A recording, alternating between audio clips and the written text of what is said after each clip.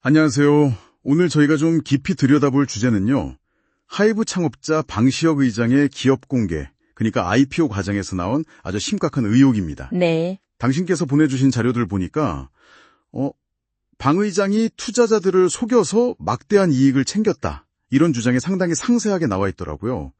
이게 좀 복잡해 보이는데 핵심을 같이 한번 파헤쳐보죠. 네, 이게 단순히 한 사람 문제라기보다는 K-팝 산업 전체, 더 나아가서는 뭐랄까 우리 자본시장 신뢰도까지 영향을 줄 수 있는 문제라 상당히 무게감이 있습니다. 그렇죠. 그럼 의혹의 제일 중요한 부분부터 한번 볼까요? 네. 2019년에 하이브가 내부적으로는 IPO 준비를 하고 있었는데 정작 기존 투자자들한테는 상장 계획 없다 이렇게 다른 말을 했다는 거예요.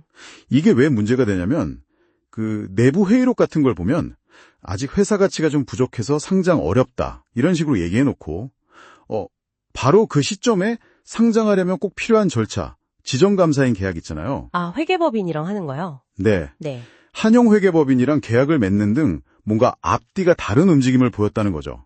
정황 증거가 딱 나온 거예요. 여기서 이제 흥미로운 게 이런 걸 보통 정보 비대칭이라고 하잖아요. 한쪽은 알고 한쪽은 모르는 거. 네, 그렇죠. 이걸 이용한 전형적인 어떤 사기적 거래 특징 같은 게 보인다는 겁니다.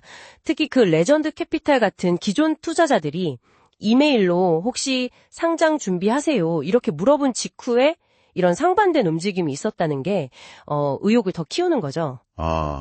일부러 숨기려고 한 거 아니냐 뭐 이런 생각이 들 수밖에 없겠네요. 네, 그렇죠. 그런 해석이 충분히 가능합니다. 근데 이게 다가 아니더라고요.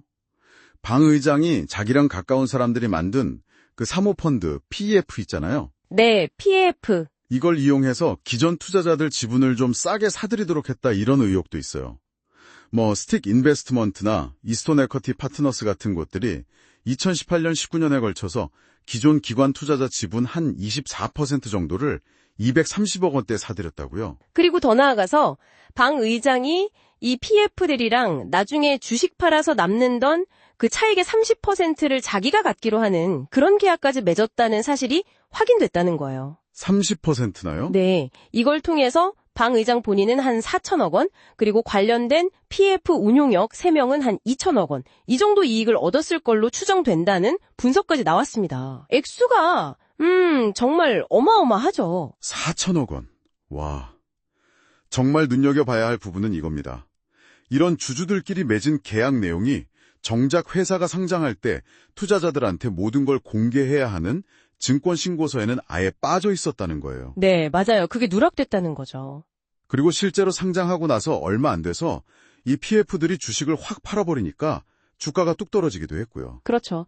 이걸 좀 전체적인 그림으로 보면 이게 단순하게 개인 욕심이라기보다는 꽤 치밀하게 계획된 구조일 수 있다. 이런 분석이 나오는 겁니다. 계획된 구조요? 네. 그러니까 PF 만들고 지분 사들이고 상장 후에 매각하는 것까지 뭐랄까 하나의 시나리오처럼 딱딱 맞아 들어갔다는 지적이 있어요. 만약 이게 사실로 밝혀진다면 이거는 대주주가 상장 계획 숨기고 투자자 기만한 정말 질이 안 좋은 사례가 될 수 있습니다. 파장도 클 것 같은데요? 금융감독원이 이례적으로 패스트트랙, 그러니까 신속 처리 방식으로 조사에 들어갔고 검찰로 넘어갈 수도 있다는 얘기가 계속 나오잖아요. 네, 맞아요. 관련 법, 자본시장법을 보면 부당 이익이 50억 원만 넘어도 최대 무기징역까지 가능한데 이번에 나오는 액수가 4천억 원대니까 처벌 수위도 최고 수준이 될 수 있다. 이런 전망까지 나오더라고요. 그리고 이게 시기적으로도 좀 묘한 게 하이브가 갖고 있던 S멘터 지분을 텐센트 뮤직에 다 팔아버린 시점이랑 맞물리고 또 방 의장이 SM 인수 관련 재판의 증인으로 불려나간 상황이기도 하거든요. 그렇군요. 네, 이런 여러 상황들이 겹치면서 아마 당신께서도 이런 점이 궁금하실 수 있어요. 과연 이게 그냥 방 의장 개인의 문제냐? 아니면 K-팝 산업의 어떤 구조적인 문제를 드러내는 신호탄이냐 하는 거죠.